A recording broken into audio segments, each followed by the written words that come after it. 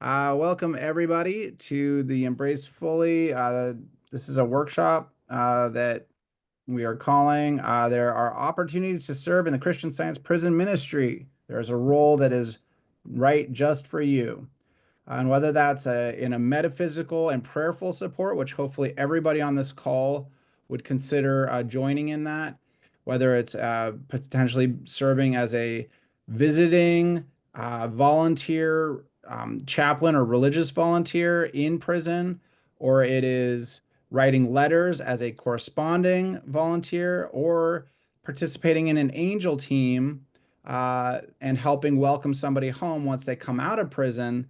All of those are opportunities to participate meaningfully in, as we think of it, the ultimate healing of society is what we're focused on. It's not just helping people who have been incarcerated to just not go back to prison or jail. I mean, that's of course what we all would like as a baseline, but it's eventually to hopefully see folks have a chance to become a pillar of society, a true contributor to society. So that's what we're about. I'm going to post a link in the chat again to the homepage for embracefully.org. If anybody on this call is not already registered to attend our conference coming up in May, we encourage everybody here to please take a look at that and do register if you are able to join. And if you register, you'll also receive the links to the recordings as well. So even if you are not able to come, I know a number of people have association that weekend and are not able to join directly. It'll be an excellent thing just to be a part of. So um, our agenda for today, um, I'll we've got a little welcome. We have the metaphysical basis for Christian Science prison ministry work. So we'll have Heather Blacker share some ideas there shortly.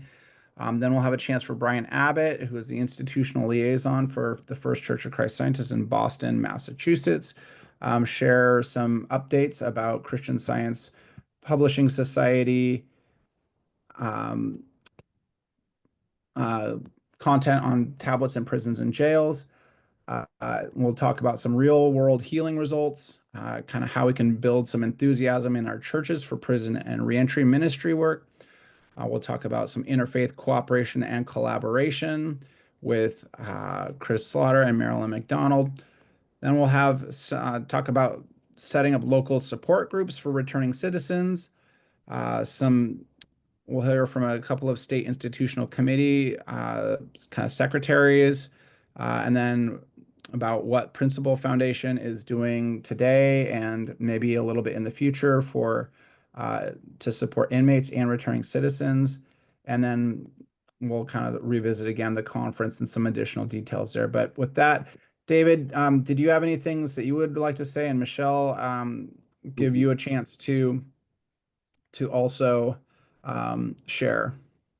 Yeah, let me just say very quickly, but it is such a deep thing that we've sort of learned over 5 years now that we've been in business, and that is that moral character transformation which leads to a moral freedom is really the centerpiece of our work, and it's something we've kind of learned the hard way, I would say. But now that we actually have kind of grasped onto that, it's really sort of what we're about now, and what we will be about going forward. So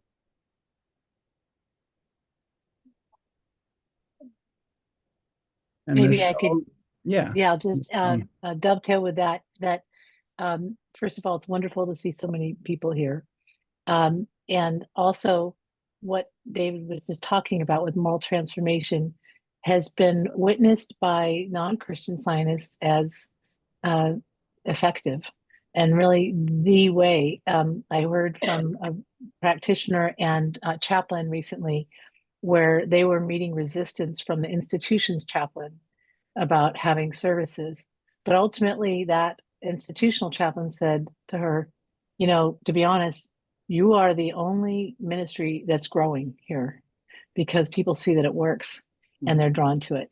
And so that was wonderful to hear, and you should all know that. And just my role has transitioned a bit. I knew some of you from the Principal Foundation, where I was doing grant administration for prison ministry. I learned a lot from all of you. And I'm really excited to work with Embrace Fully as we look to kind of on the capacity building front, because this demand is growing, and broader and deeper must we be to serve as we're called to do. So I'm just delighted to be here. We'll talk more later. So in terms of the format of today's meeting, I'm going to ask everybody to please mute yourself if you're not actively talking. We're going to kind of go through fairly rapid fire, some little brief presentations, and then we're going to open it up to probably about 3 to 5 minutes of kind of conversation or questions after each one. And so with that, let's get started with Heather Blacker. Okay.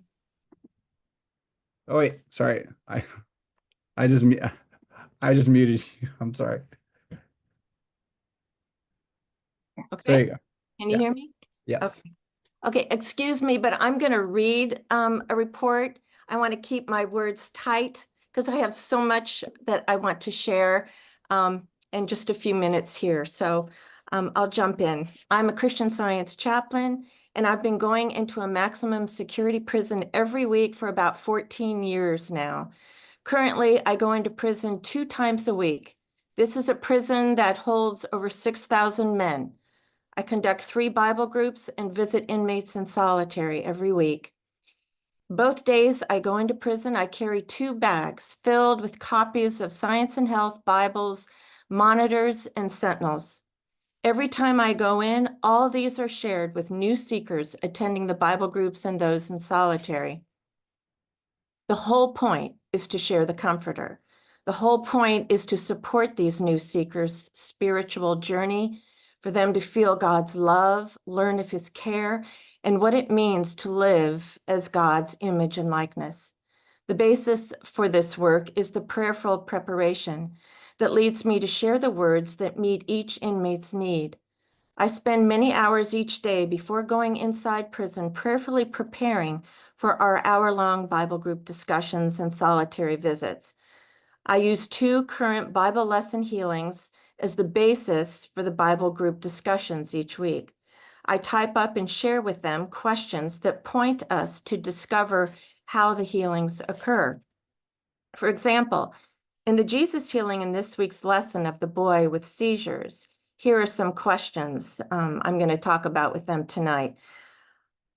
Do you know what Jesus did before this healing? Jesus gave his disciples power to heal. He fed the 5,000, and his disciples see Moses and Elias. Did Jesus get angry that his disciples did not heal this boy despite witnessing all this healing? He showed his disciples how to heal.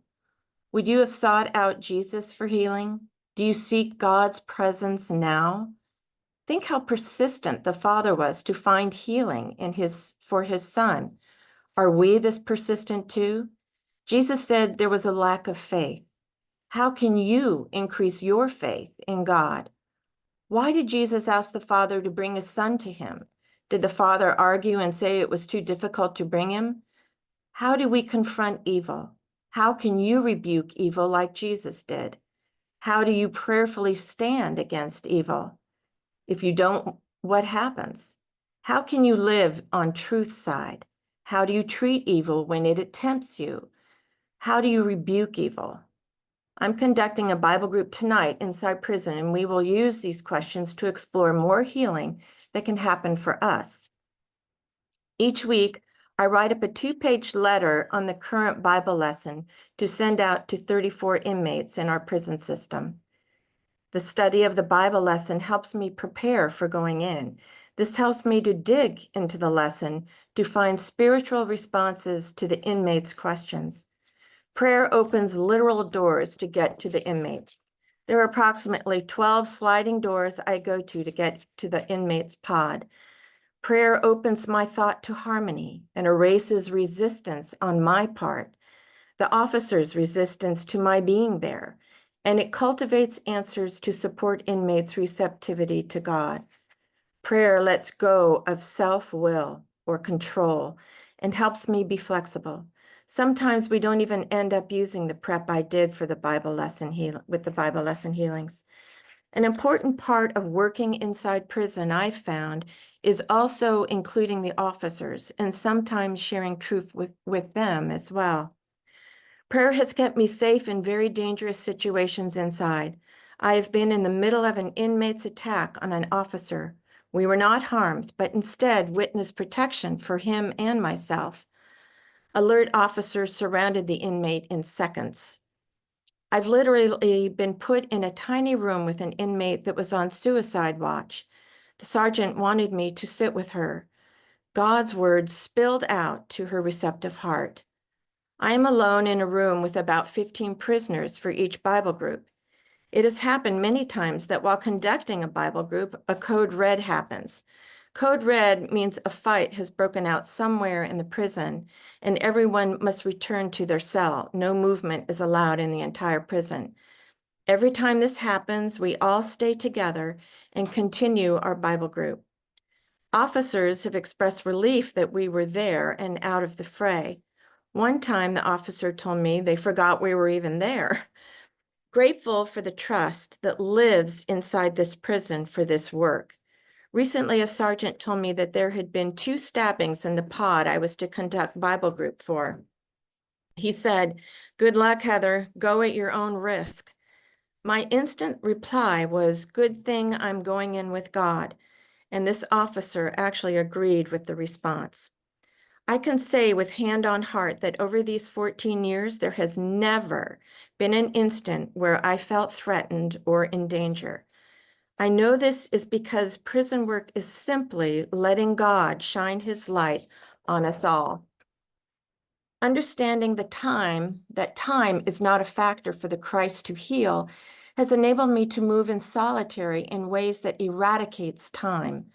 I have about 30 minutes to see 34 inmates in their cells.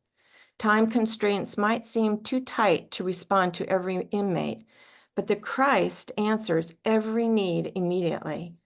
I find that there is always enough time to share the truth, listen to their need, respond to their concerns, and share science and health Bibles and periodicals.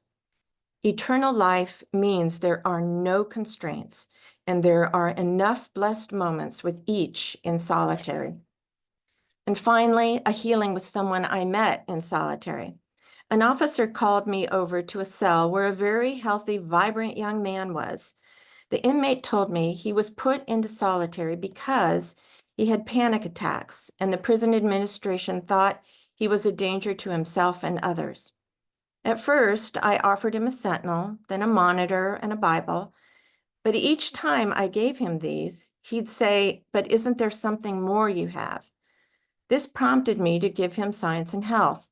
It also prompted me to share science and health more freely, no strings, no judgment on who is ready to read science and health.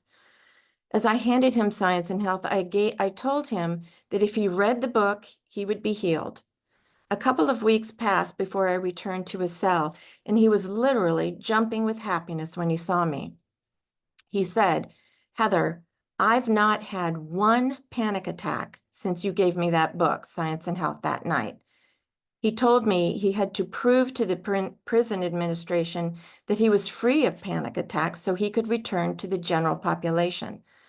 I told him the healing was complete, and we both would continue to pray to see that he was free of every label.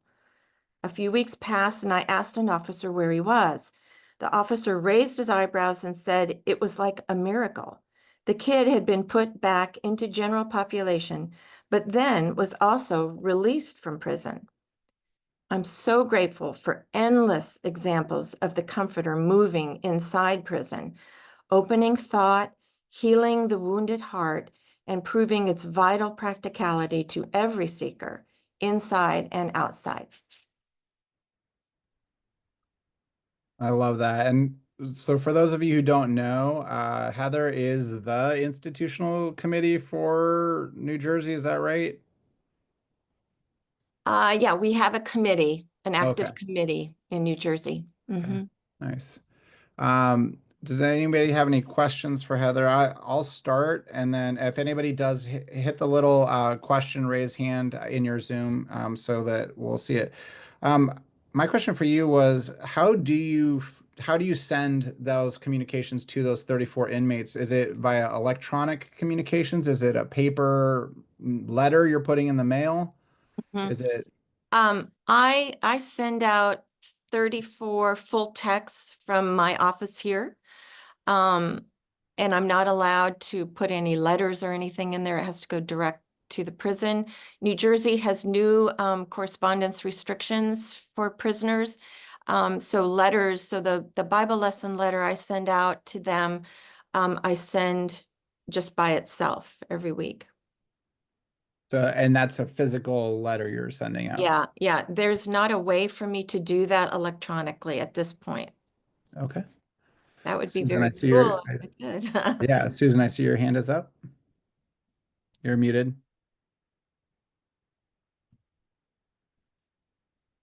Thank you so much, Heather. I've been doing this work only since 2015.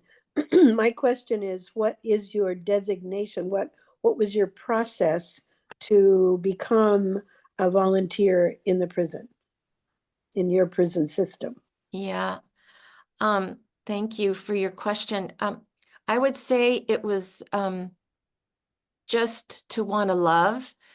No, It was pretty no, simple. I'm sorry, what I meant was the prison requirements for you to work in the prison. Oh, okay. And the fact that you can correspond with them as well as see them in prison. Mm-hmm. So this prison that I go to that holds 6,000 to 7,000 is a county. It's not state and it's not federal. So Okay. it's a little more flexible, I would say. Okay. They do not let anyone in the prison anymore without going through a 3-day training, which I go through. They also do drug tests and background tests. So they're pretty strict with making sure who's going in is trained and drug-free. Yeah. Okay. Thank you. Ted, I see your hand is up. Thank you. Thank you for telling us about this. Did you say you had 30 minutes to visit 30? The solitary, that part of it was confusing to me. Okay. I know it doesn't make sense, the time restriction. And that's why it's always so wonderful. But yeah, there's a very, the prison gives me a very specific time to be with solitary and with the guys in the Bible group. And so I'm moving very quickly because for me, I feel like I have to get around to every single one that's in solitary because I don't want anyone to feel left out. Sometimes someone will say, no, don't need to talk to you. So I'll just move on past his cell. But it's pretty much the case that I spend maybe a minute or two with each one. And my point is, it just is very fulfilling, I think, for both of us, the limited time as it is. So we'll do Thank you. the last question for Heather from Ginny. And for anybody who is able to stick around till the end of the meeting and wants to sort of just chat and have any further conversation, we'll have some time for after everything for that. But we're going to kind of keep it moving along. So Ginny, go ahead. You're muted. We have an active committee at the eastern end of Long Island. We've been going to the Riverhead Jail for about almost 30 years, I think, at this point. Recently, we have not been able to share any paper with the inmates who come. And I wondered if you, and it's because they're afraid fentanyl is going to be put on the paper. And I wondered if you have any concerns about, or they have any concerns about that in New Jersey. But we used to be able to share monitors and sentinels, and we can give the Science and House and Bibles because they're wrapped, they're shrink wrapped. But The periodicals, we can't. So do you have any problems with that? Again, I think it's partly because I'm a known quantity in this prison, and that's a further, it's, for us to know who the administration of these prisons, I think, is super key. They let me take in Science and Health and Bibles that are unwrapped. I take in all these questions that I share. I write a prayer out every time I go in that the guys have asked me to write. I give them those. But I would say, as far as sending correspondence to state and federal, that concern about, paper, what they do today is people dip paper into a liquid drug so that those inside can smoke it or, whatever.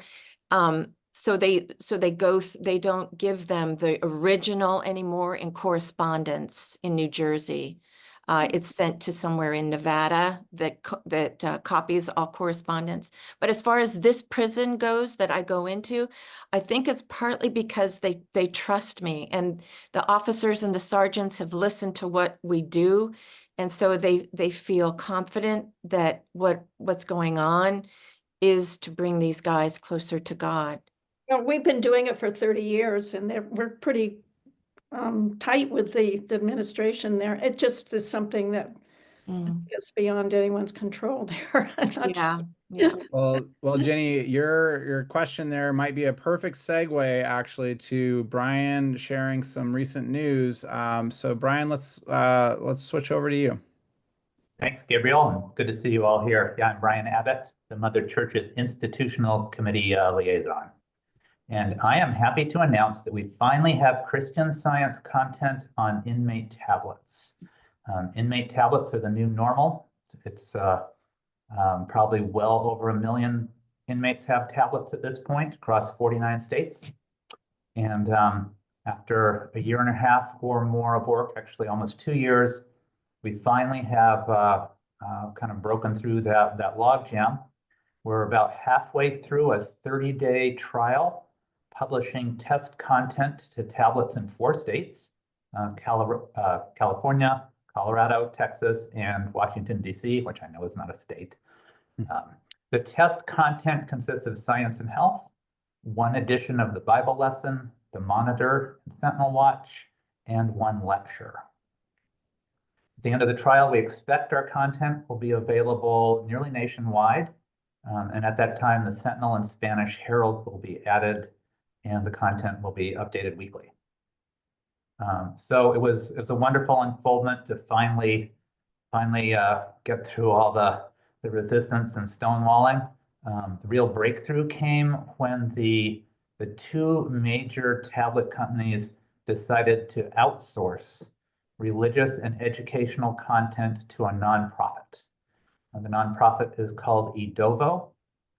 They have, excuse me, they have relationships with both these major tablet companies and the smaller ones as well.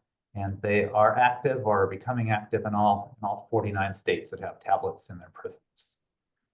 So big shift, going to be lots of, it's going to, maybe an answer to some of the questions like you raised, Jenny. There's going to be lots of additional questions as well. I think, paper will always have value. But in places where paper can't go, this may be a pretty good substitute. So I'm going to screen share briefly here and show you what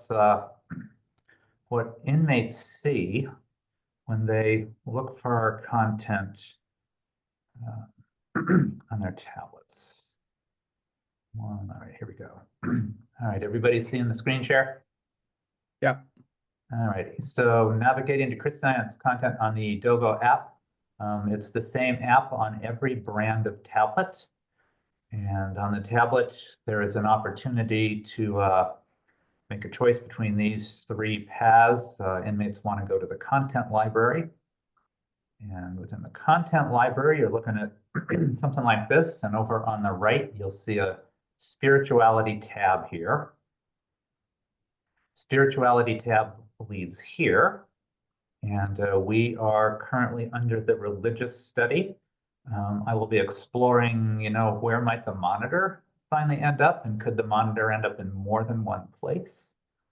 But for now, religious study takes folks eventually to a screen that looks like this, where you can see our individual files that we have as content. You got the science and health, got the monitor, got the Bible lesson. Here's the Sentinel Watch podcast. This screenshot didn't include the lecture, but it's gives you a sense about what inmates will be seeing there. And Brian, with Edovo, when people do a search just for Christian Science, will it pull up all of that content? Does Edovo's search system, like if they don't type in First Church of Christ Scientist or whatever that you had searched in there? Those will all be questions that we will be using this trial period to work through. So, Okay. Yeah, I don't know what the other search terms are. There's also other wrinkles we're trying to iron out. It actually seems that the lecture has not been visible to inmates, so I've got a ticket in with Edovo. So this is why we're having the trial period to That's awesome. And sort these things out. Yeah. And I know it costs the publishing society some money, or the mother church, I'm not sure which one is paying the bill for it, to actually publish this content onto these tablets, right? Yeah, there's a charge to use Edovo's services to deliver And content. so I guess I want to say thank you to the mother church, or whoever is paying for that, to be paying for that. I think that is going to be a true game changer for pretty much every Christian Science chaplain, to be able to say, go to your tablet, type this in as a search, and you will find this thing that previously, we've been having to jump through all kinds of hoops sometimes to get into your hands. I think that's going to be a true game changer for people who are really interested in that Bible lesson content, as well as the other periodicals. Excellent. Hey, Yeah, we've got a Brian, pretty- do we yeah, have go, any, David. I'm sorry. Just wanted to ask if we have any metrics yet. Yeah, there's a dashboard that they give me access to. I'm not really trained in its use, so I don't know how to interpret it. I mean, it indicated that after one day, 2 people had read Science and Health all the way through. So I think I'm not reading it correctly, probably. So I will be going back to find out more about how to interpret the metrics, but they offer in the dashboard a very comprehensive list. Every facility, not just every state, but every facility is listed in the dashboard. And we can look at every piece of content that we have and how that was accessed. I think it's basically who made some kind of first entry to the content, they opened the file, and then who completed it. I don't understand what completion means necessarily, but we do have some analytics. Thanks. Awesome. Deb, I see your hand is up. How long is the trial for? 30 days. It's awesome. It's just amazing. I think that's a sort of a dream come true for a lot of folks. Lynn, I see your hand is up. Hi, yes, Brian, nice to see you in person. Do the local jails have access to this, or only prison systems? So Edovo's wish is that every inmate have access to their content. Regardless of where they are? Regardless of whether they're in a state facility, county, city, whatever it is. Now, Edovo does not work with the federal government. I don't know if that's probably good in the future. Yeah, the federal government, unfortunately, they've got their own tablet system going, and it's a different creature than the ones we have in the state, county, and city facilities. So there are a number of county facilities on the list, as well as the state facilities. So yes, that exists, and Edovo's hope is there will be many more of them. Thank you. Yeah.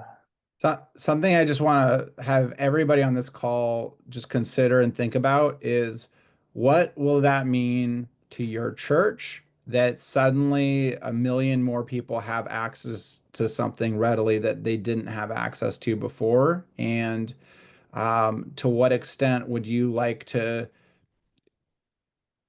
share that idea with your church and just think about it together? Because I think it's a really powerful development, a really, yeah, fantastic. So Elizabeth, I see your hand is up. Yes, I've already gotten a call from a woman in Indiana whose husband is in prison in Texas because he found Christian Science on Adobo. And what is lovely is that the men who have accessed it, instead of having to give up their hard copy of the Bible lesson, can now say, hey, look on your app, it's right there. And so it is going to come out into society, because the husbands and wives and kiddos are going to be calling their parents and grandparents and spouses and saying, look, I found this. So I've already been contacted this week by someone outside of the system because the gentleman found it on Adobo. Thank you. I mean, that's a pretty good little metric right there, isn't it? Susan, I see your hand is up, and then we'll move on to our next little segment. Very quick question, Brian. What did you say at the end of the 30-day trial? Will this now be all in all the states? And do the states have to agree to have Adobo? So yeah. Oh, so when we'll will it happen in Washington? So yeah, so the intent is a full launch after the 30 days. So that's, I don't know, 2 weeks plus from now. Okay. And I'm sorry, I lost your question. Ask your question again, Susan. Just it will go to all the states automatically. Well, it will go to all the states that have the arrangement with Adobo. Now that's, I think, maybe 30 plus states at this point, but Adobo is actively working with all the other states to get their content there. Okay. Adobo has like more than 30,000 pieces of content in their library that's available. So they have an extensive library, and it's quite a awesome win to see the Christian Science literature sort of get a little space on that virtual bookshelf. Yeah, it was amazing after all the roadblocks and stonewalling to now be working with an organization that's excited about religious content and wants us to be their customer. It's absolutely amazing. They do all the vetting for us. We don't have to go state by state or facility by facility. They know they do all the pushing out of content to all these different facilities. We don't have to negotiate or figure it out. It's really pretty amazing. Super Thank you. And one other thing, I know, Brian, I spoke with you about kind of the idea of having some sort of a handout or communication we can share broadly with folks. Sounds like you might have a better idea on some of these things as this trial concludes. And I'm sure you would probably send that out to the mailing list that's on the Google groups.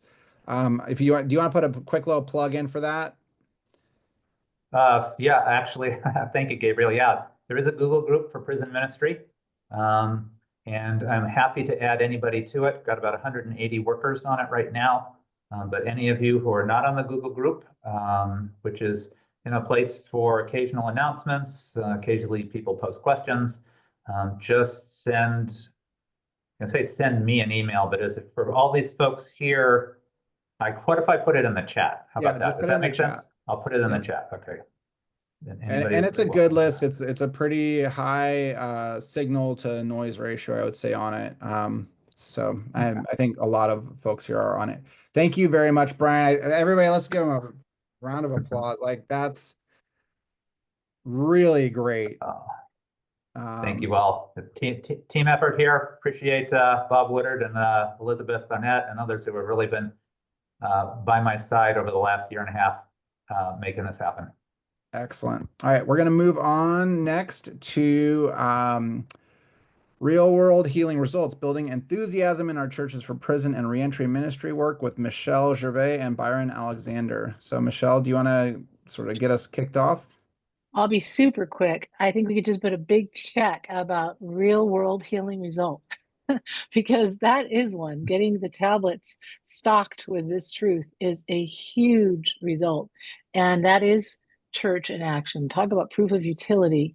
And so I think the more, I just encourage that, as you all know, the more that we share our experience in testifying to the effectiveness of this science that we call Christian Science to heal all for any who are seeking, then also as we do that, how it just, our cups run over, and it cleanses us in that process too, and it blesses us in that process, and our local branches and our extended family who practice it to themselves but maybe don't share or maybe don't show up.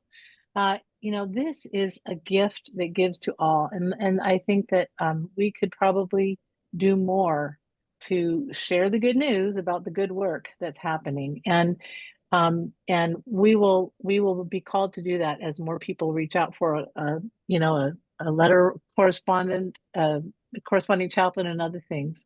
But in terms of real world proofs, I saw every kind in my short time with the Principal Foundation, just as you all do in all of our lives.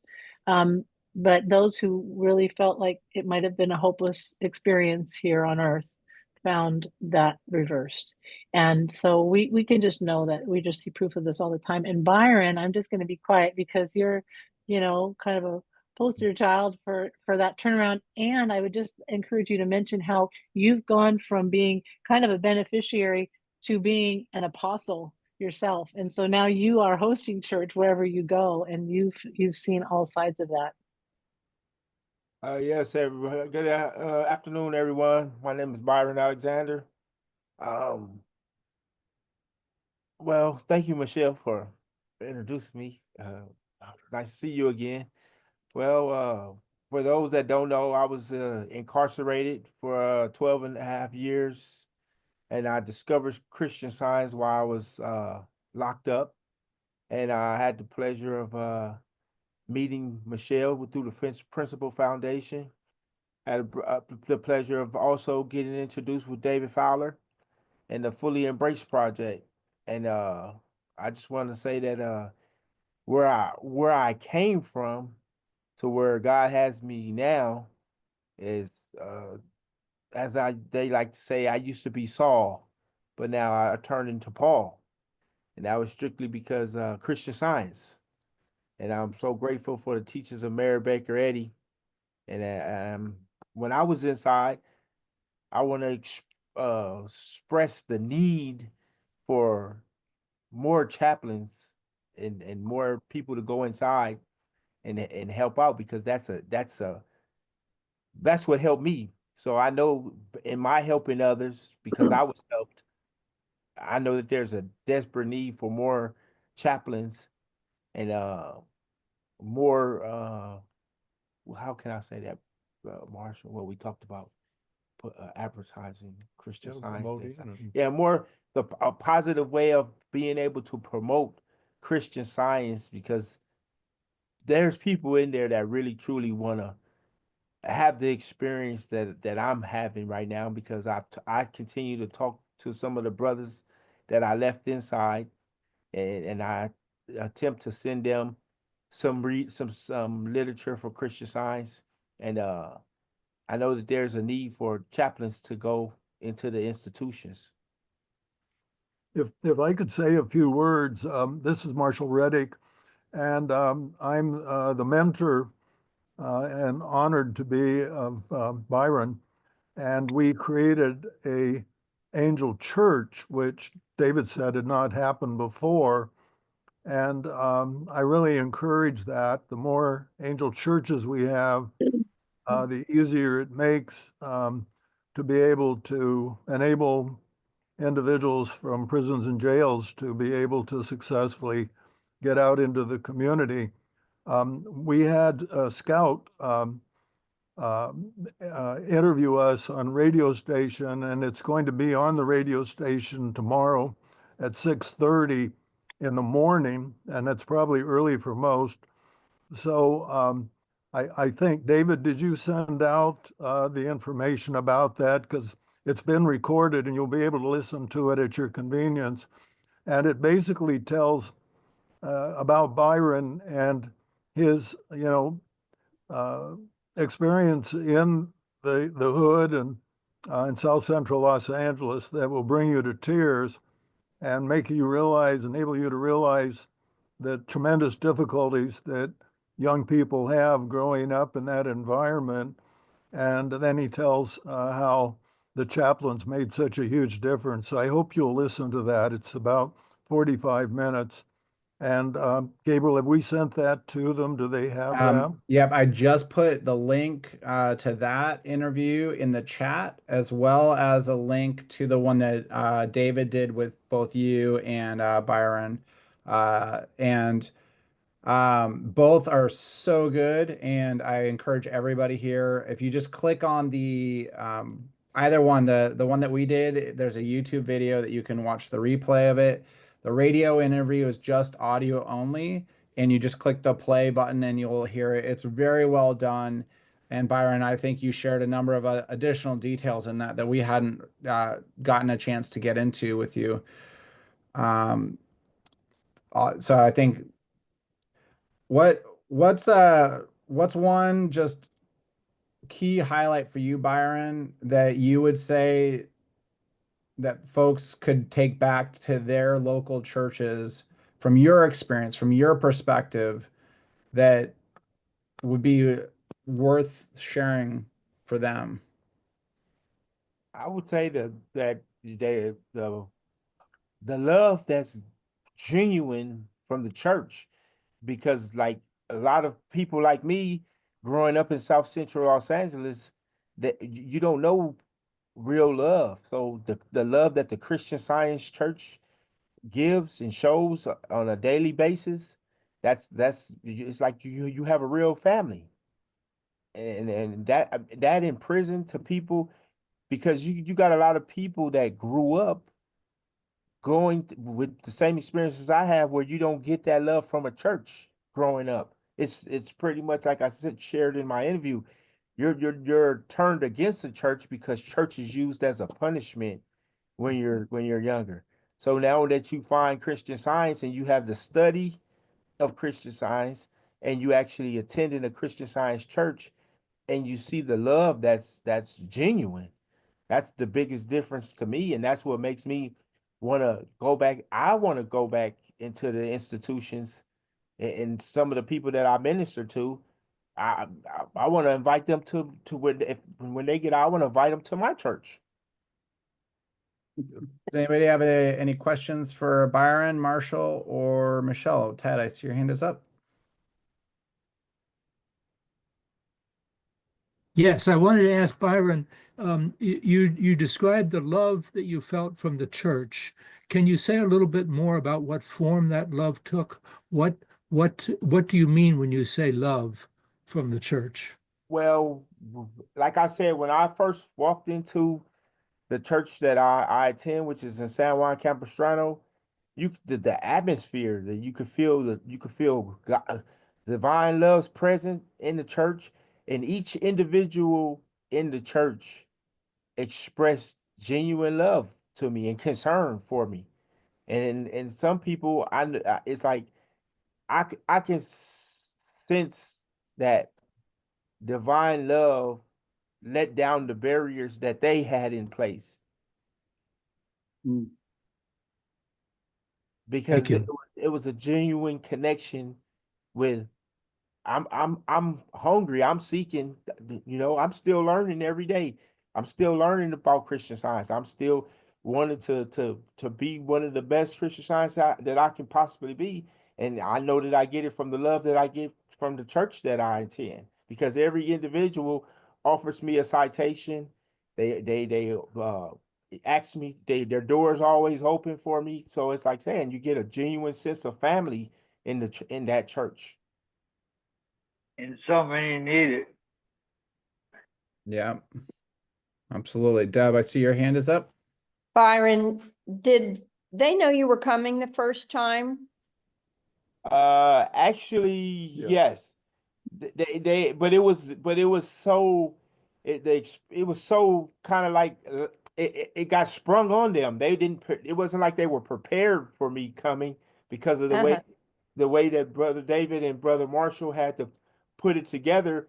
Even it was like a genuine shock to me, but I wanted to attend church because I know I needed to attend church to stay on the right path. I needed to be surrounded by a positive, loving people because I've like I said, I've been back and forth in prisons for 32 years, and before I found Christian Science, all the other methods never worked. Let me mention that Dave Fowler, about a year ago, had come into our church and gave a fabulous PowerPoint and presentation. And so they all knew about Embraced Fully and the program. And so it was very simple. All I had to do, I made sure that we were out in the parking lot and we met everybody. And I made sure that Byron was part of that Embraced Fully program. So they kind of had an inclination of what it was all about, which was very helpful. We didn't exactly spring it on him, and he walked into the church without them knowing basically what the program was about. And then we did our best to make sure that they understood. And through David's interview, most of them were on that and listened to that. And so you can't believe the transition that's occurred in our church. It's given our church a new meaning. It's given it a new purpose. And I think, like me, they're looking totally different at basically the individuals getting out of prison, especially the ones that have been, introduced to Christian Science. That was the change in his life. Byron says that if it hadn't been for that, he would have gone back to his community and probably back in prison by now. And that's what happens. 25% of them are in prison within a year, and 68% are in prison after 3 years because they go back to their same environment. They have no one to support them. They have no love, nobody to care about them. And that's what's so wonderful about Embraced Fully program. It's just fabulous. Thank you. David, Van Winkle, I see your hand is up. That way, yeah. Okay, go ahead. I thought Deb was before. Okay. I got two questions, but the first one I think is more important. That you, Byron, you mentioned barriers, and then you mentioned divine love lifting those barriers. And the barriers, were there barriers within the church community initially, and that was lifted by divine love? Can you explain that a little bit, what the barriers were and how that was lifted? Well, mainly being a person that's been in several different type of environments, meaning, I'm a complete stranger. So coming into your house or into your church, you can see God lifted what could have been a negative experience. Divine love turned it into a positive experience because he is love. And you can see that he allowed for the church to accept me because he's present, he's omnipresent. So it's like I knew that the difference after a few minutes of being in the room and hugging and embracing people, that God changed that person's thought, because it was more of he just got out of prison. Well, who is he? Where did he come from? What was he in prison for? But that was erased immediately, and I can tell the difference because not once have I ever been asked by the church, "Oh, well, what did you do? What would you interest?" I never been asked any questions outside of I was embraced wholeheartedly by the church. Beautiful. Just a follow-up of that is, Marshall, you talked about it changing the character of the church. And I'm thinking, well, that's where divine love came in lifted some barriers, and it kind of went in a lot of different directions that way, you know, where Byron himself was instrumental in helping things change as well as being changed himself. I think transformation of church congregations has been one of the more interesting also byproducts of participating in this work that we've seen. For a while, we were really focused on what's the transformation that's happening on a inmate or a program participant, and then what happens when they get out, and do they become a pillar of society, hopefully, eventually. And we've kind of realized that this work, when churches decide to embrace this work, it also transforms that church sometimes into being a more relevant and more strong member of its own community. And I think that that's just a really awesome just realization that we've made. Thank you, Byron, Marshall, and Michelle. That to me is pretty inspiring. We're going to switch over to Chris Slaughter and Marilyn McDonald to share some ideas about interfaith cooperation and collaboration. Whichever one of you wants to start, let's say. Go ahead. Yeah, I want to just share some thoughts I've got from my experience in being involved with interfaith groups, multi-faith groups, and first just explain a difference that I've found really helpful in understanding the difference between interfaith and multi-faith. And interfaith, to me, involves people of various faith traditions getting together to make friends, to build personal relationships, and to learn about each other's theology. When it comes to multi-faith, that's more like what I think people in prison ministry might be involved more with, is working with people of various faith traditions to solve common problems, or to work together to improve situations that everybody involved is interested in. And either case there's lots of rewards for individuals doing that, but also rewards, I think, for the underlying churches that those people are involved in. As far as being a Christian Scientist and being involved in multi-faith work, I found that it's something that their churches are really grateful that somebody is representing Christian Science and work in the community. I think that's many Christian Scientists are involved in different kinds of community work, but things that involve other faith traditions isn't necessarily something that's part of that.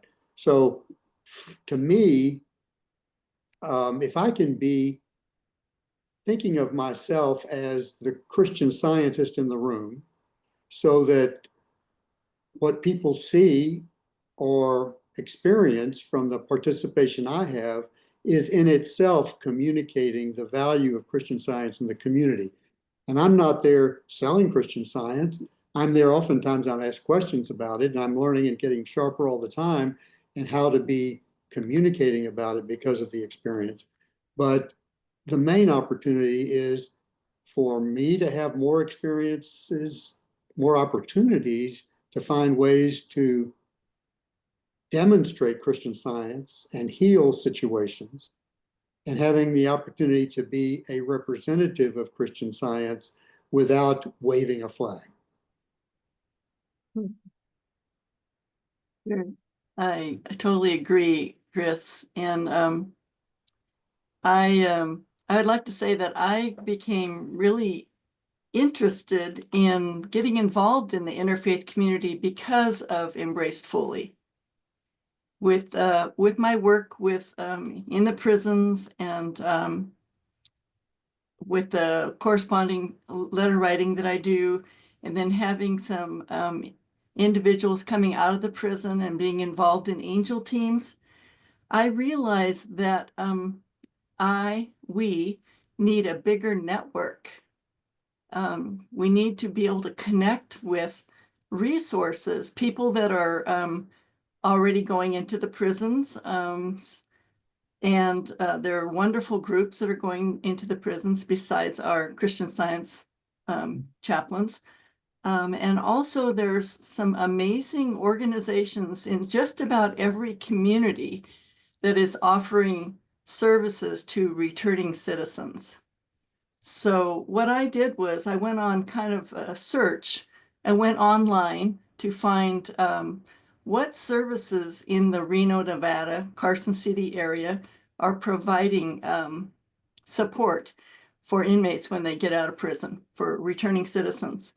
And there's actually quite a few in our area. And then just being involved in the Interfaith group, there's just a lot of different interfaith activities going on in this area, and they're just so much fun. You meet wonderful people, and like Chris said, you have the opportunity to share Christian Science just in a wonderful, pleasant way. People seem to be so receptive to hearing about what our religion is about. And also sometimes they just want to know, what is it that you have that makes you so calm and so, receptive to the good going on in life. So I would also ask a lot of questions in the interfaith groups that I was with. And I met one person who is probably going to be featured on one of the Embraced Fully interviews. It's Rita Sloan, but she has been involved in a group called Alternatives to Violence Project. And there's a website for that. Let's see where I have that. Anyway, if you type in Alternatives to Violence Project, the website is avpusa.org.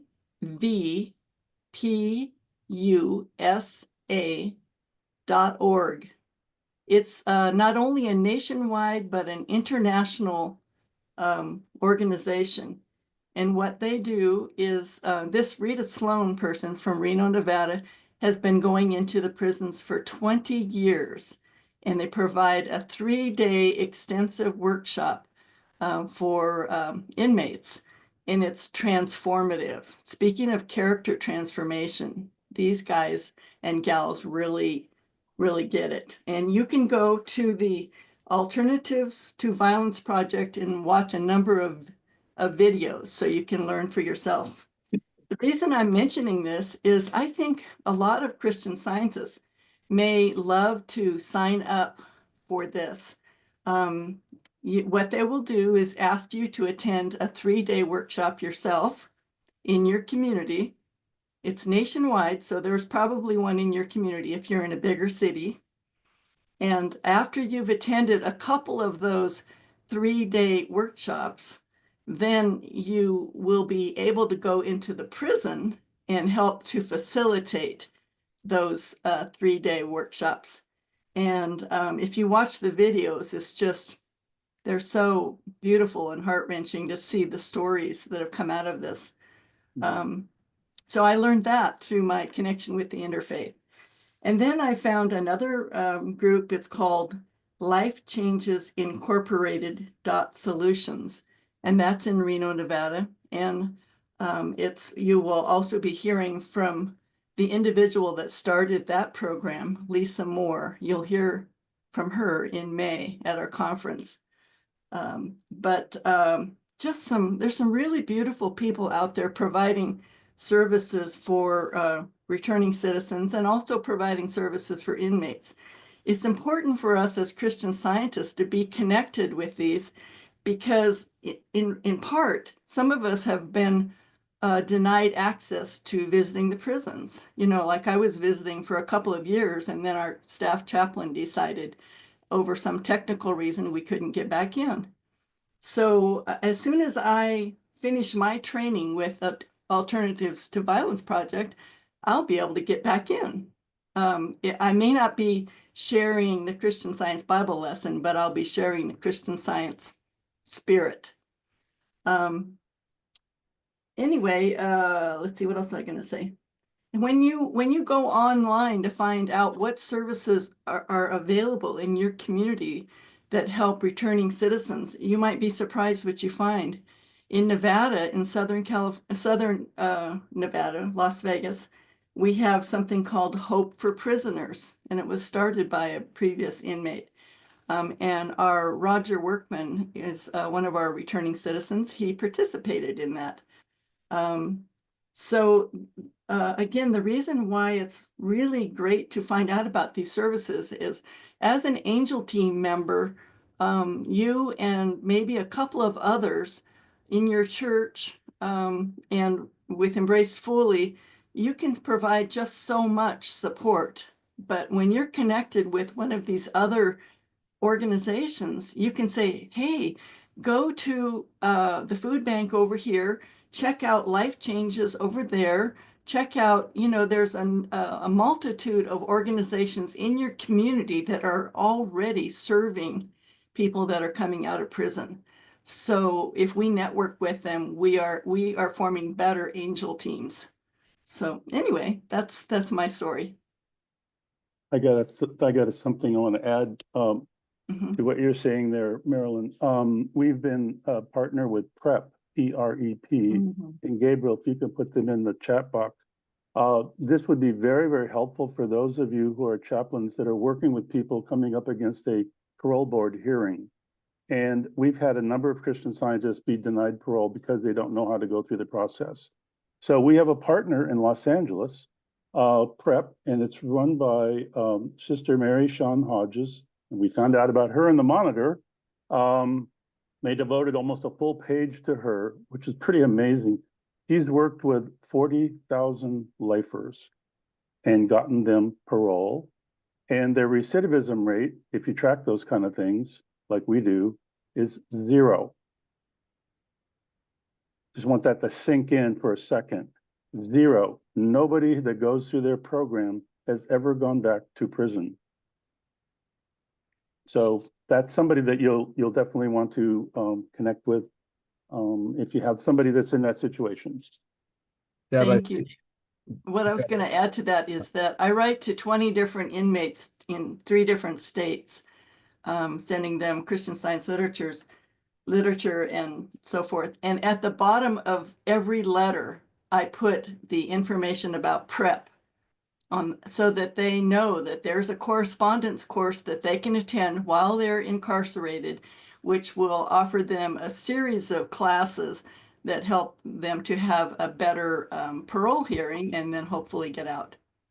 So that's a handy thing to do. If you have a resource that you can share with your inmates during your letter writing or while you're coming into the prison, give it to them and they can get involved on their own.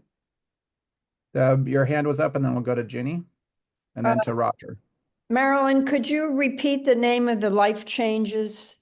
Yeah, this is specifically in Reno, and you can go to Life Changes Incorporated. It's INC .solutions. Thank you. I put the link to that in the chat. Yeah. You'll be hearing from Lisa Moore. She has an amazing story in May. Nice. All right, Jenny, let's go to you. Yes, I just wanted to mention that in New York City, there's a group called Parole Prep, and they send people up into the prisons and they work with people coming up for parole and are very successful. And it's really a wonderful event. And then every year they have a homecoming party, and everyone shares all the joy. Really beautiful. Nice.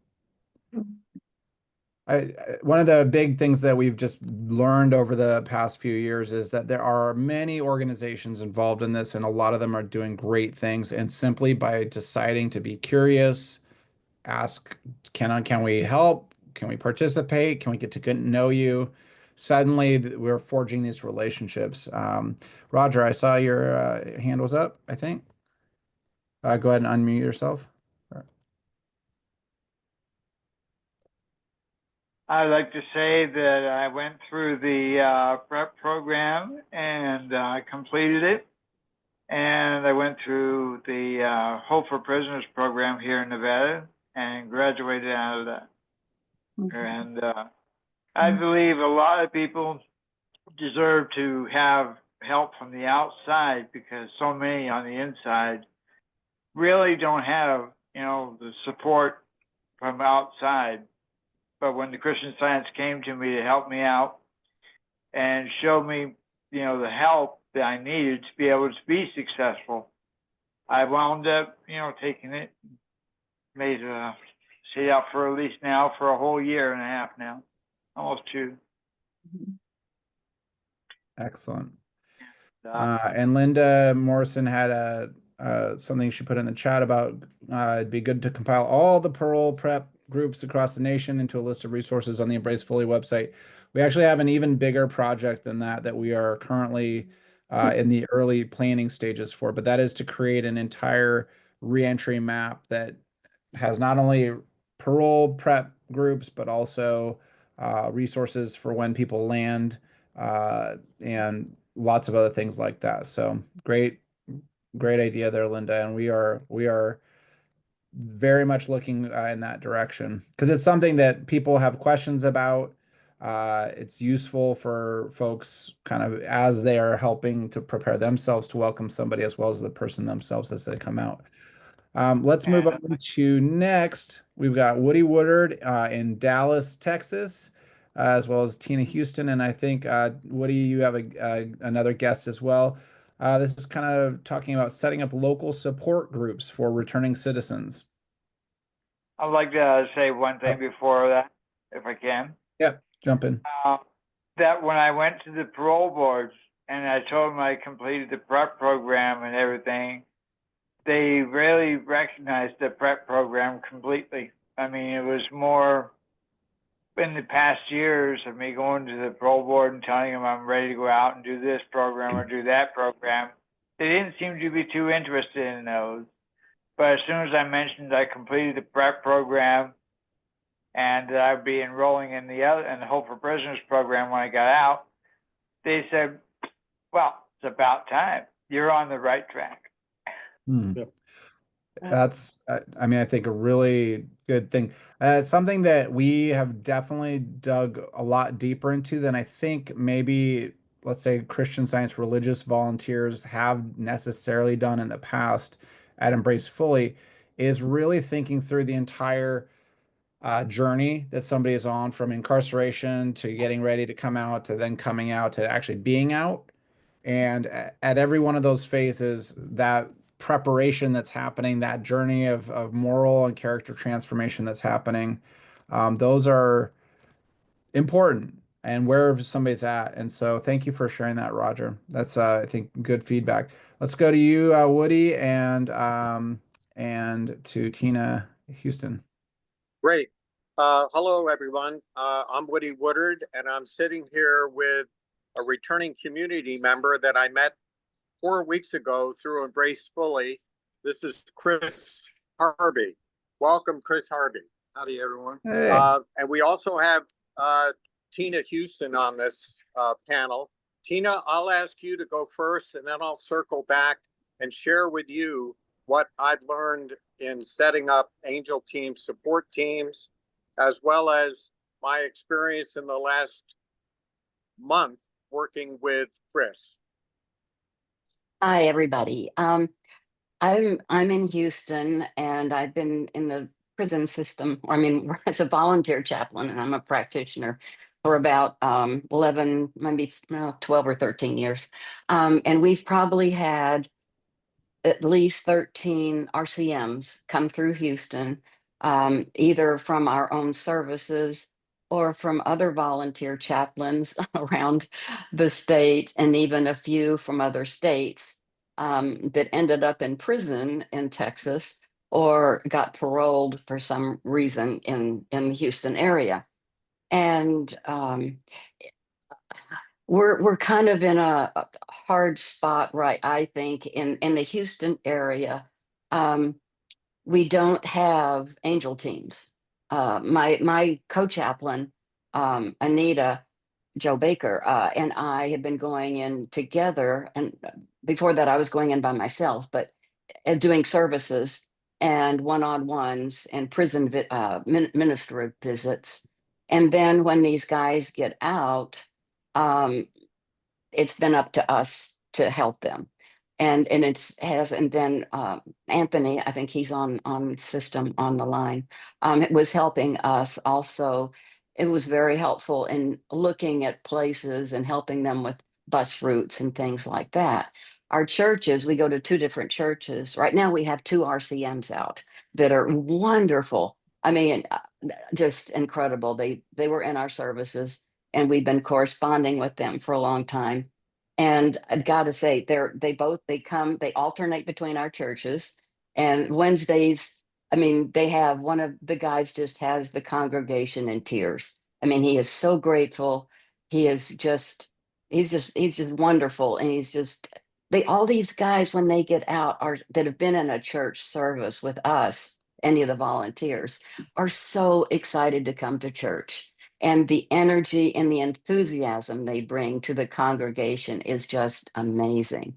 And this one in particular, who comes Wednesdays, we have a noon service, and he works at night, so he can't make a night service, Wednesday service, but he's been attending our metaphysical meetings.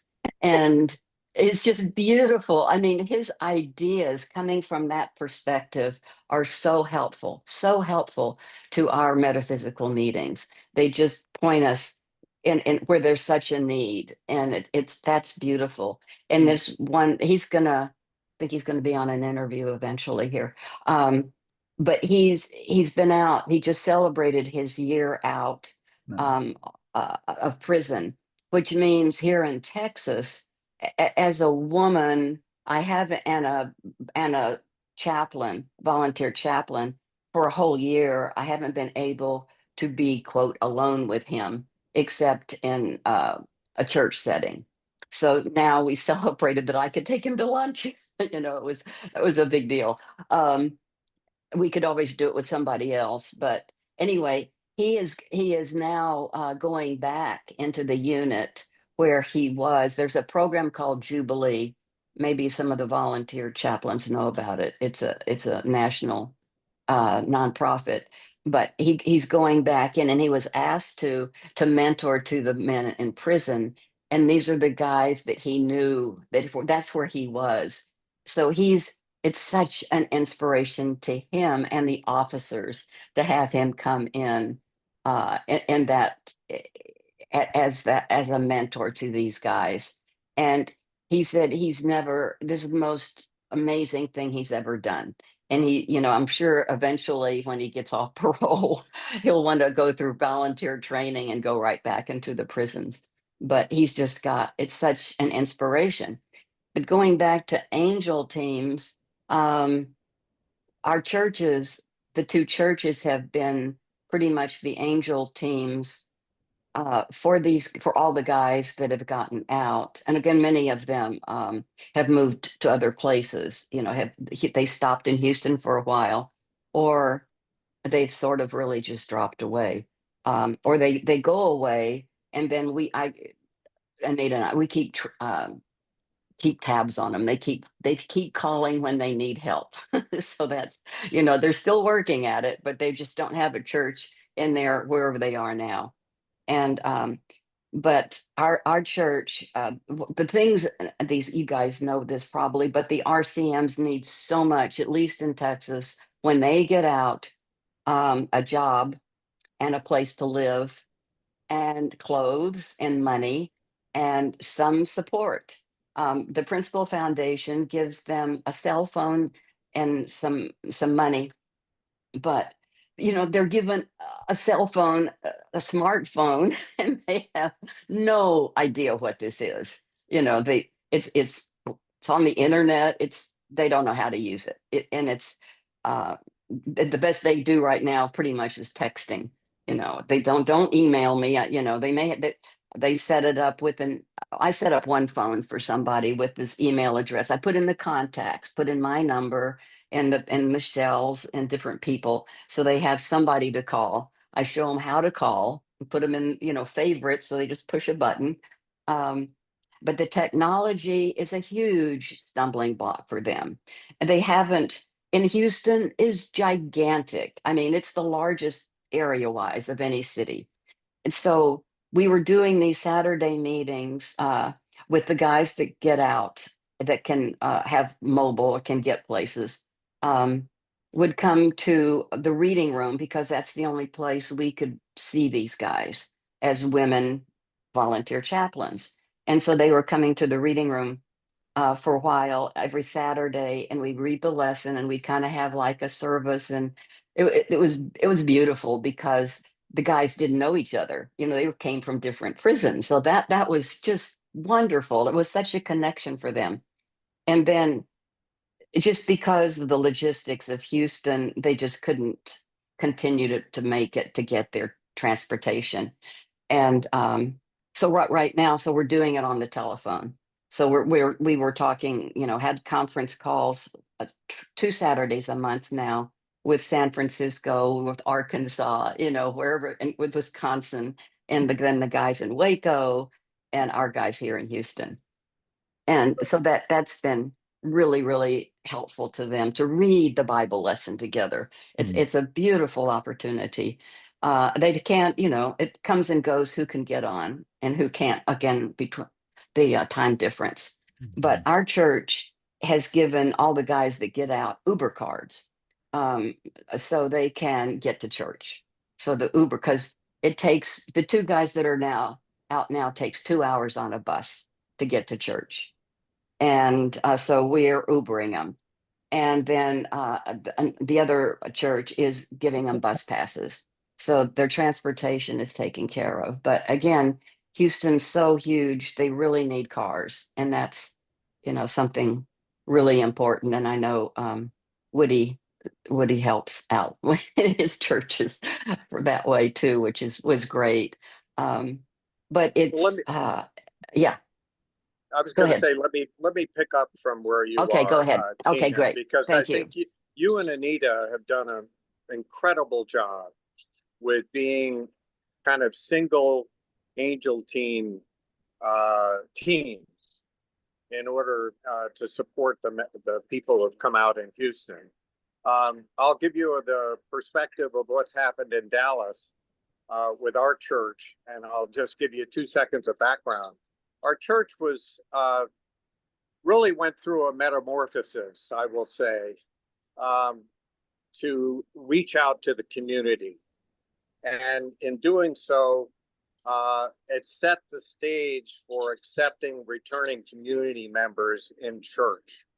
So that when we had our first, which was about 8 years ago, we got some good experience with an RCM who not only became an usher right away, but then became a member and has been a longstanding member of our church, and a great example for other RCMs who've joined our congregation. So we got our church's mindset set. We used our volunteer prison chaplains as the primary members of the Angel team, but we supplemented it with the reading room, okay, that could support providing materials to the returning community member. We also established a fund, and I think this is probably one of the most unique things that we've done. Third Church established a fund to help returning community members. And as such, we have a fund to go to help those in need, which I'll tell you about in 2 minutes when I introduce Chris Harvey. The other thing we've done is create a group that goes beyond Third Church. It's called Working Together for Good. And it includes returning community members, volunteer prison chaplains, letter writing chaplains, and anyone interested in reaching out to their communities. This is open to Christian Scientists. We currently have 5 local branch churches on our monthly meeting. It's only an hour. Anyone's welcome to attend. But we encourage people to share Christian Science and support RCM. And RCMs are part of our monthly agenda to hear from them regarding their needs. Now, let me now go through the example of what's happened in the last month. I received a phone call from Gabriel Serafini saying we've got an RCM that's coming out.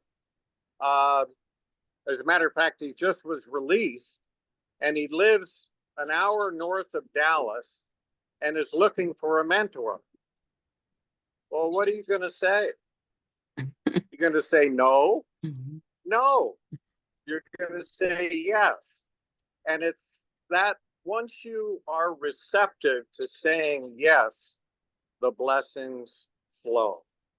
And so what happened? I called Chris Harvey, introduced myself. Well, I'll back up a second.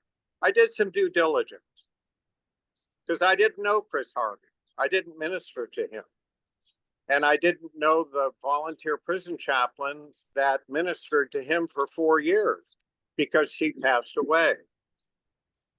So I called Elizabeth Arnett, our state institutional committee chair, executive secretary, and asked Elizabeth, do you know Chris Harvey? Well, she gave me an incredible reference for Chris. I also learned from the Principal Foundation that Chris had corresponded with Jeff Harbin. And also he had letters from Jeff, who was with the Principal Foundation, recently passed away. But I got referrals, so I knew I was on solid ground. I called Chris, we established a relationship. This was 4 weeks ago. I identified, or he identified his needs. I'm living in a drug-infested area of Denison, Texas. I got to get out of here. I don't have any transportation. So with those two needs, I got thinking and acting. And God directed my actions, and has delivered a wonderful, wonderful healing. I'm humbled by it. Because through working together for good group and the volunteer chaplains that I know, I reached out and I said, I've got to get Chris out of there. I need a car and I need a place for him to stay. So I was led to call In Town Suites, which is 2 miles away from my home in Dallas, and got a vacancy. They had a vacancy. And I moved Chris there when, Chris? 2 days ago. Now, in the same amount of time, I would call a friend, Jim Dinsmore, whom some of you may know on this call. And I said, Jim, I have a need of a car. He said, Woody, I have a car in my garage. Let me get it fixed. 2 hours ago, I took Chris to meet Jim. And right outside of the Starbucks that we're sitting in, because we didn't get home, is Chris's new car. So Chris has a place to stay. He's got a car. And Chris, what happened this morning? Why don't you take over from here? What happened this morning? I was welcomed completely, wholeheartedly into the Third Church, Christian Science in Dallas, Texas. And I've never felt more at home anywhere than walking into that church this morning. In the location, it's every bit of it is amazing. I can't even put it into words. I'm so overwhelmed how much Christian Science means to me. It saved my life, literally. I was in the worst place a person could imagine. I was literally in hell. I was literally in hell within days probably of dying. And it found me. And I'm overwhelmed. I can't really. Chris, I'm unable to articulate it. Chris was in tears when we got the car for him, and he's a certified mechanic. He's an apprentice for an electrician. He's got a bright future ahead of him, and we're going to support him at Third Church and make him as successful as he possibly can be. So I think in summary, I would say if you're looking to set up an angel team, I would say number one, be receptive. Be willing to take the call. Be willing to do a little due diligence. Be willing to ask. Ask others. Ask your church members. Ask friends outside your church for help and support. Tell them what you're doing and get them involved. It's not up to one person. And I love you, Tina, and I love you, Anita, and I respect everything you're doing. And it's hard to do it when you're trying to do it by yourself. So I would encourage anyone who wants to put an angel team together, ask, get people involved, show them what it's like, and you'll be blessed as you're blessing others. Chris, you have anything else you want to say? Yes, there is one thing that I'd like to say regarding those individuals who might potentially be hesitant to go into a prison in order to minister out of their safety concerns, which are completely understandable. But I think the actual situation would be kind of counterintuitive when it comes to the volunteer safeties while in prison. I've done a lot of time, and I've never even heard of a volunteer chaplain or a volunteer coming in and being harmed or even disrespected in any way. I mean, I think Byron would agree with me that the inmates, the other inmates themselves, would potentially protect such an individual. So I would encourage you to not be hesitant to actually go into prisons and minister to individuals out of a concern for your safety, because I really don't think that that's an issue. Thank you, Chris. And you're going to hear more from Chris because he wants to be in prison ministry and he wants to be part of this Embrace Fully organization. So thank you, Chris. Thank you. Thank you. Thank you, Tina. Thank you. Awesome. Thank you very much for both of those. I think that that's one of the most exciting things that we've heard out of your group, Woody, and also just the folks in Texas is the willingness to just jump in, to heed that call, as you said, and just see where that leads, and to be kind of fearless about that. So I truly appreciate both of those stories. I'd like to kind of. Let me just say one thing to Chris. Chris, this is David. I would love to do an interview with you on our interview series sometime in the next few months. So I'll be in touch with you. Yes, sir. And with Woody. Yeah, absolutely. Okay. Would love to do that. Oh, that'd be great. Cool. Also, for those of you who may have copied down the email that Brian shared, he just posted in the chat the corrected email. So good, thank you, Brian. I caught it when you first did it, and I was like, wait, that didn't look quite familiar. Let's move on to this is Kate. Fran. Gabriel, Roger Workman has been raising his hand for the last minute or so. Oh, okay. I don't know if you have time to have him talk Sure, to you. Roger, do you have a question or comment? You're muted right now. I just wanted to ask David Van Winkle to kind of fill everybody in about what my progress has been since I've been released and what I've done since I've been out. I think we might circle back to that here in a little bit, Roger, if that's okay. It's good, and we did a whole interview with you, and I do want to give a chance to kind of move on to the next item in our agenda. So we will circle back though. Okay. Okay. Thank you. Okay. For this, we've got state institutional committees. There's many ways to participate. We have Elizabeth Arnett, who's the State Institutional Committee for Texas, and Heather Tice, who's the State Institutional Committee for California. I think that the words state institutional committee might sound a little like, well, what is that?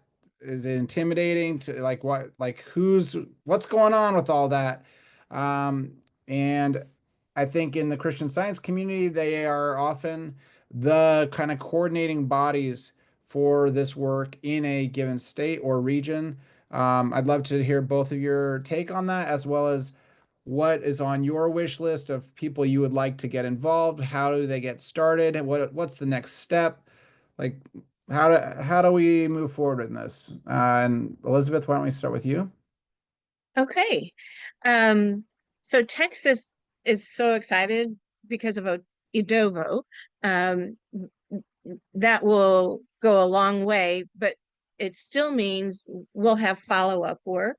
So the letter writers, as the men and women are finding the material, they are going to have questions. Just like in Sunday school, as we were growing up, we asked our teachers questions, or our parents, or, we had a mentor.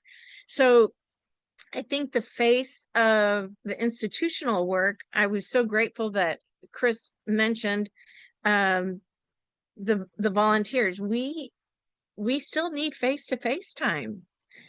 We still need letter writing. We still need to be answering questions. So while the Texas State Committee won't have to mail in 500 hard copies of the Bible lesson, I am still providing them because there are a large group of the men that want them in hand to underline and write notes and things like that.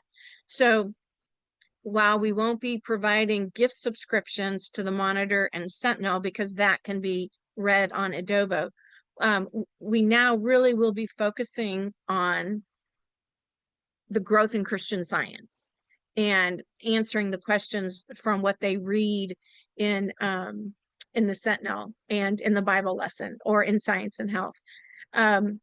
So the letter writers are huge. I'm really grateful to see some of the faces of the people that are writing, not just in their own state, but in Oklahoma and in Texas. And if we're not able to get physically there, the letter writers are huge. My office now, I also have been a volunteer since 2000. We are now doing more one-on-one spiritual advisor visits, or what they called. And I want everybody to know that the one right anyone maintains, they lose everything when they get incarcerated, but their freedom of religion cannot be taken from them. So when they write to me and ask for a visit or a book or whatever it is, you cannot be told no. That is the one right that they cannot be denied.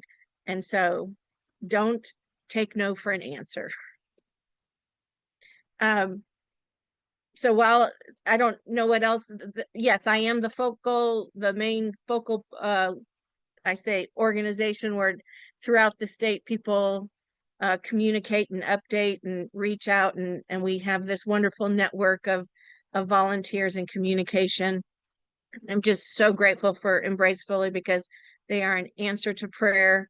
When these guys get out, it's so nice to be able to continue to support them and not just say, hey, it was nice knowing you when you're on the inside. Now I have to stop communicating. But now we just get to continue on this journey of love with them. And so I'm so grateful for all of you. I'm going to put a link in the chat to a resource that we have published in the past. And this is kind of very similar to the list that Brian has also shared. It's a Google Doc, and it is a list of all of the known, that we know of, state institutional committee contacts.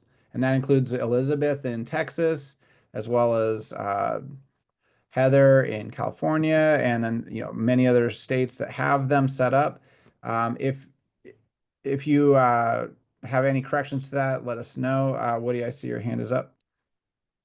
Gabriel, could you have someone make a copy of the chat room and send it out to us? I'm unable to do that from here.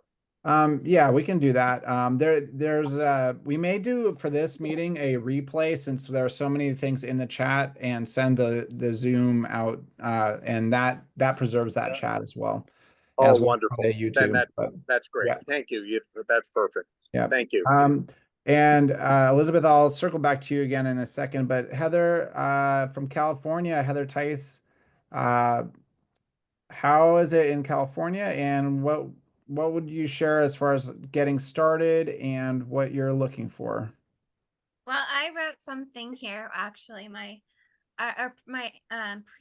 predecessor helped me with this, and she was with the institutional committee for so many years, probably around over 30 years. Okay, sorry, I was having problems with my computer earlier, so can you hear me? Me too. Yes. Okay, so my name is Heather.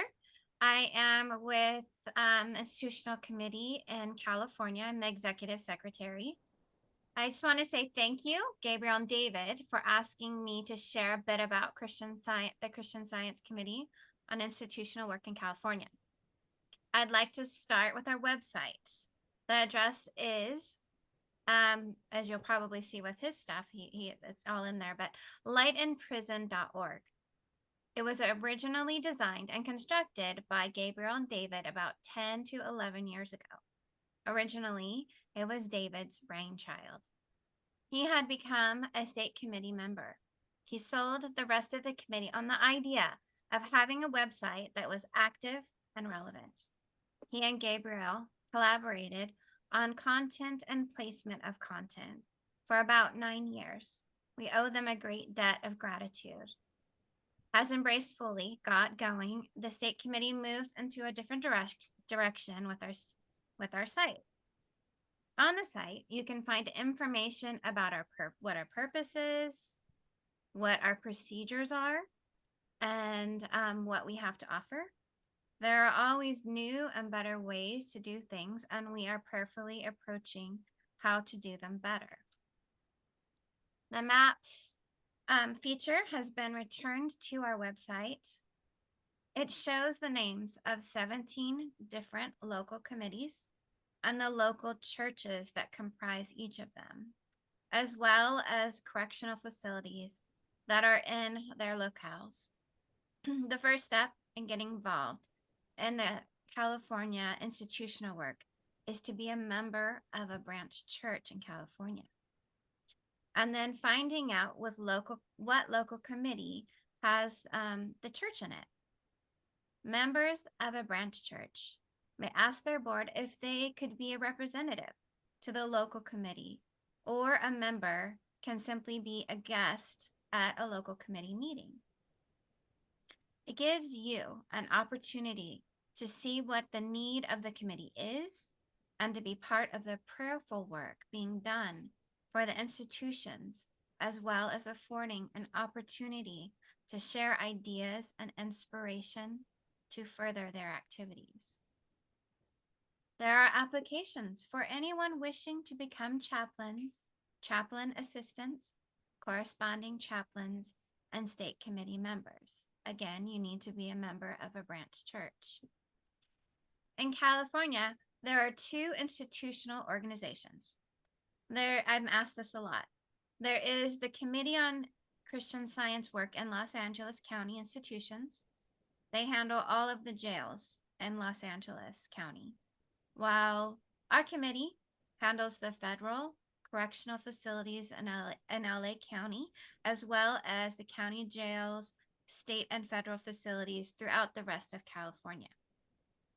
Our website at lightinprison.org has all the information that can answer any question that you may have regarding this work. It also has a link that you can fill out to, if you want to email me a question, and then I can respond.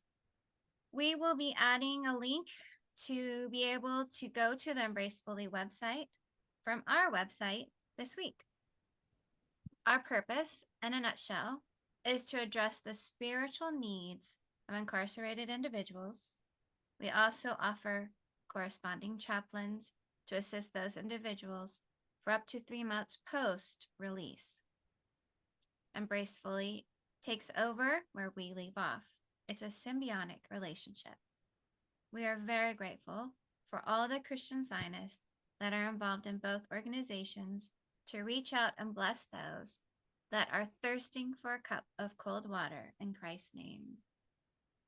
So the questions that I'm asked a lot, I prepared that because it's a pretty good overview, but I'm asked after your wonderful meetings, people will get in contact with me and they want to be involved. And I say, great, I'm so happy to hear from you. Let's get this going. But the question I have to ask is, what church are you a member of? You know, we're being part of the Christian Science community. We're being representing Christian Science. So if you're a member of a local church, you're invited to be a guest to the nearest local committee. And if you can't find it on the website, I can tell you what that is.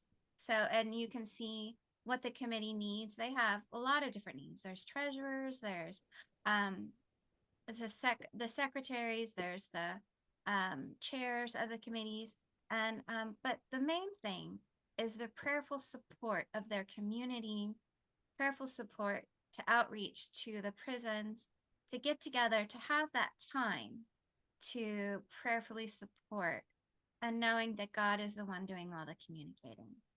So that's the first step, right? And of course we want to go out and we want to there's opportunities to be visiting chaplains. That I've noticed has fallen off some the last 2 years since we had the COVID, where they keep shutting down prisons and there's different outbreaks, so they'll shut them down. And so, but the biggest need, and actually a lot of applicants have been, is to be corresponding chaplains, to correspond with those that are there. It cannot be a face-to-face. The ones incarcerated would love a face-to-face, but at this point, and in some areas, there's not an individual to be able to do that. So I think the biggest need is to prayerfully support the completeness and the allness of God talking to each one, and us being able to listen and do what God has us to do, that it's not on us, it's God. It's our trust in God that we're sharing with others.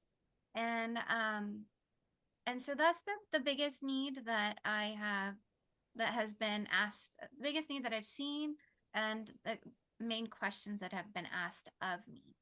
So I do get the tablets is new. We haven't completely incorporated how the communication will be back and forth on that, because there was kind of some legal issues going on here in California. SACR had helped with some of that, or kept us in the loop with some of that, I should say. So a lot of it is things are changing, and so we're endeavoring to meet the need where it is. But so for right now, a lot of it has been through corresponding chaplains.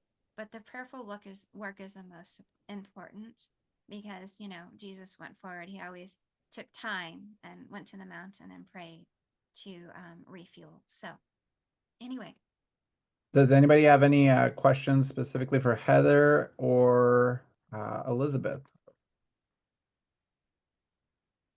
And if not, their contact information is in the link. I also put a link in the chat to a page on the lightinprison.org website that links to all of the videos that are on there. There's over 100 videos there, and I'd say probably most of them David and I put up originally. So a lot of great examples of chaplains sharing healings that they heard about from folks on the inside and sharing their experiences. Really excellent stuff there. So kind of moving along here, we've got Annalisa Cronman, who is a board member with the Principal Foundation. We kind of touched on this earlier in the meeting, but what's the Principal Foundation's involvement in this work, and where are we going with all that? Thank you. The Principal Foundation, maybe a lot of you already know about it, but if not, it's a Christian Science 503c1, if I got that right. 501c3. 501c3, okay. And its purpose is to inspire benevolence. And it's serving Christian Scientists. And this core mission of Embrace Fully aligns very well with our purpose, which is really to, Jesus put it pretty well in Matthew 25 when he said, how are you loving your neighbor? Are you visiting them? Are you healing them? When I was in prison, did you come? You know that whole wonderful instruction that he gave us. So Embrace Fully is a sponsored program of the Principal Foundation, which means the Principal Foundation is kind of the umbrella for it. And we are able to handle the financial contributions so that Gabriel and David don't have to spend their time figuring that out.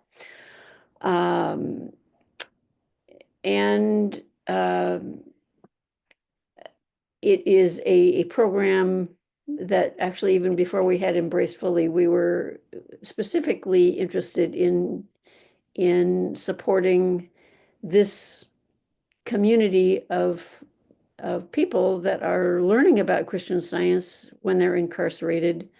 And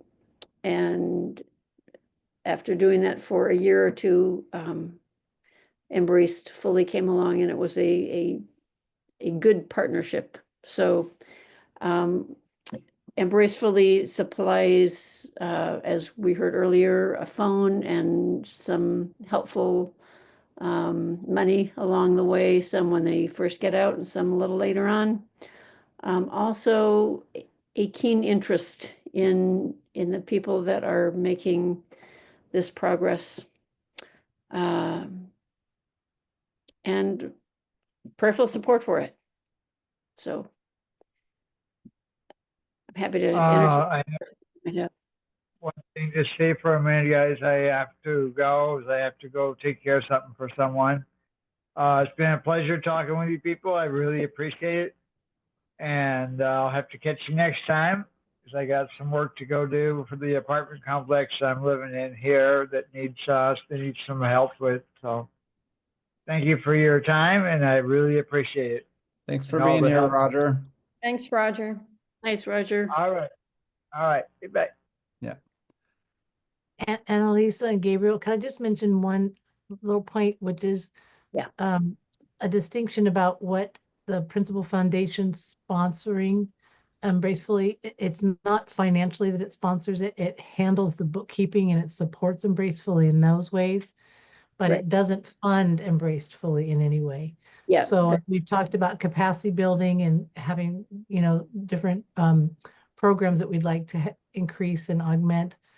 You'll be hearing from Embrace Fully for that. That's a separate effort. I'm just going to put the link in the chat right now. If anybody is inspired by this work and would like to support it in any way, we have a donation page. Again, all donations go through the Principal Foundation, and please do indicate if you're writing a check that it's for Embrace Fully, and if you're using one of the two online methods, there's a drop down in the fund that you can specify Embrace Fully. If you don't, then it means that we don't see that money. The Principal Foundation does, which is great. They're doing a lot of excellent things. But if you would like specifically to support Embrace Fully, we welcome any and all individual donations. We have a number of people that have signed up for monthly donations, which is incredibly helpful. Thank you for mentioning that, Michelle. Marilyn, I saw your hand was up, and then Tina. Yeah, I just wanted to ask Anna or Michelle, is the Principal Foundation do they still have the same role with supporting inmates that they had when you were there, Michelle? Has there been a change in their focus? I don't know, Annalise, if you want to mention, I could just say from what I know, there's no change. It's just been on hold for a bit, but I imagine it will resume soon. Okay. Good. I just was. It's for supporting folks both on the inside and as they come out. Okay, good. Thank you. And for Christian, the Principal Foundation support really is for students of Christian Science. So when we are working with somebody that would qualify as that, a huge amount of the determination of what that is or looks like depends on somebody who is very familiar with Christian Science and has been working with somebody and could say, yeah, this person, I would sort of vouch for them that they are sincere in this study and that this is important to them and that is kind of how they would maybe see themselves. That being said, the percentage of people who would not necessarily qualify under that umbrella, but would still benefit from other help is a huge part of why we are partnering not only with the Principal Foundation, but all of these other organizations as well. So what were we going to say, Annalisa? So I would say yes, and we're all on this journey. And so whether someone is just beginning to learn about it and they're saying, wow, this is life-changing, I want to learn more, or they've known about it for a while. It's not really the amount of time, it's really the amount of heart. It's the direction people are going. So I think we all want to help people that are heading in that direction, and it's not really how long as much as where they're looking. Okay. Excellent. Tina, I saw your hand was up. Yeah, my question was a lot like Marilyn's about the future of helping the guys that are incarcerated right now that are really dedicated Christian Zionists. And I know that the Principal Foundation has been just so wonderful to them, and because some of these guys have been in for a long time and have benefited, and so I just wasn't sure if as Michelle said, I guess it's just on hold, but it's possible they may start helping the guys in prison again. I believe that they are in the final stages of interviewing kind of a replacement for the grant administrator role that Michelle had with them. So hopefully we will have some additional kind of information about that to share in the not too distant future. Great. Okay, thanks. And with that, thank you, Annalisa. I would just like to say thank you to everybody for coming to the meeting today and sticking around. Please share the recording of this with folks once it comes out.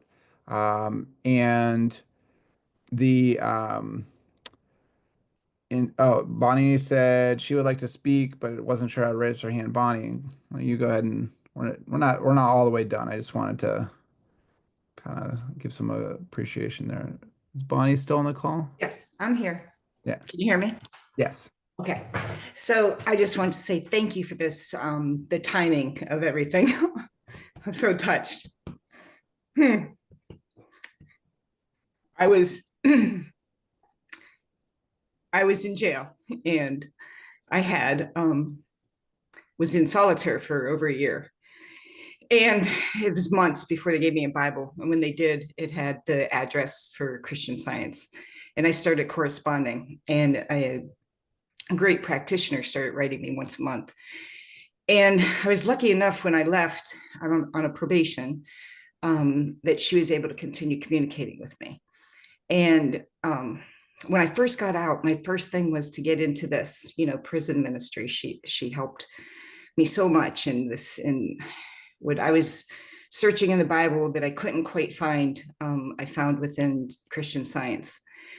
And so just within, not very long ago, I got off my 1-year probation And when I first got out, I had written, started a new company to go do this ministry. However, I couldn't do it because I still had this probation over my head. This just lifted, and then she was allowed to continue to have correspondence with me for the last year. And in that time frame, she knew that this was something I wanted to do. So she just sent me this link to join in this meeting today. And prior to that, I was working on a business plan to create my own foundation to do not only prison ministry, but also to mental hospitals, to veterans, to different places. And sure enough, she sends me this link. And so that's, to me, the constant blessing and giving by God that just lights the path of the direction of goodness. And I'm just so thankful that I've been able to be part of this call to understand the realm of everything that people are speaking of. When Heather spoke of the things that she does on her weekly stuff, one of the things I wanted to do was have like a Bible study. But when I was in jail, I had a Bible study with the girls. And you never get through the whole thing because everybody wants to share, and that's beautiful. And so I wanted to do something where I could do it online, and I could, send it, take that same Bible study based on Christian Science's Bible study to each of these locations, and then also put it on the web and do podcasts. So I had all these grand, ideas, but I just didn't really know how to start or where to start. And listening to all of this, and I did have the Principal Foundation help me when I first got out with some resources and such. And I just want to say thank you for every one of you that do what you do. The hearts you touch and the transformations that you do are just, I want you to know that it's just so beautiful and wonderful, and I can't wait to be part of it. I'm not even sure where I go from here, other than I've copied every single one of these links that you guys have posted. So I'm very excited to be part of it, not just in this local scale, but in a much bigger scale, and the interfacing with not only other churches, but with each of you as much as possible. And just want to say thank you for everything. I really appreciate it. Well, thank you, Bonnie. Bonnie, I would say if you're not already on the Embraced Fully mailing list, please do sign up for that. Anybody else who is not, if you go to embracedfully.org/subscribe, you can double check if you're on it, or just put in your email again, and it'll only send you one thing. That'll get you on our list to receive our monthly interviews series that David does on the first Thursday of each month. They're outstanding. You can find those videos on the Embrace Fully website as well. Also, on the third Thursday of each month, we hold an angel team meeting, which many of your faces are very familiar, but some are new. And it's just sort of a monthly meeting for people that are wanting to learn more or just get involved with the process of being on an angel team. Something on that front, if you would like to help on that, being a remote member of an angel team, somebody who's not necessarily local but is there on the phone, or can help do some research, that's incredibly helpful as well. So thank you for saying that, Bonnie, and thank you for sharing your experience with that. There are times where this work feels a little theoretical to me, or a little bit like there's a lot of organization and working, and then I hear stories like that just, they're just truly heart touching, and I love it. So Heart touching to me too. With that, I can't really think of a much better way to close out our meeting than what you just said, Bonnie. I'm grateful for you. And the last thing I'll just say is, again, encourage you and everybody to sign up to join the conference in May. I know it's a lot of time, but it's really excellent content. And you just scroll down on the homepage, and the registration is down at the bottom. It's free to register. And if you are coming in person, we have one room at Lynn House that has been offered as a completely free place for somebody to stay, and includes meals at Lynn House. If you are interested in that, please contact me and I can pass it along. Lynn Darnell is sort of our coordinator for that. And there are also a limited number of hotel rooms left that are at a very discounted rate compared to what you would pay if you just try to book it regularly. And other than that, it's going to be awesome with Zoom, where we have Eddie Cox on helping out again this year, and he did an outstanding job. David, I see you. You want to say something before we shut it down?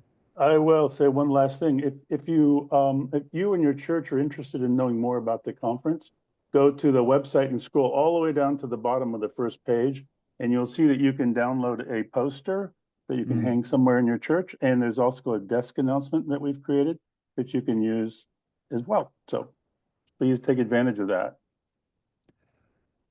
And oh, go ahead, Annalisa. Well, and also there's a little video from Eddie Cox yet? Is that up there on your website? That Oh yeah. Right on the homepage, you'll see, just click play on that video.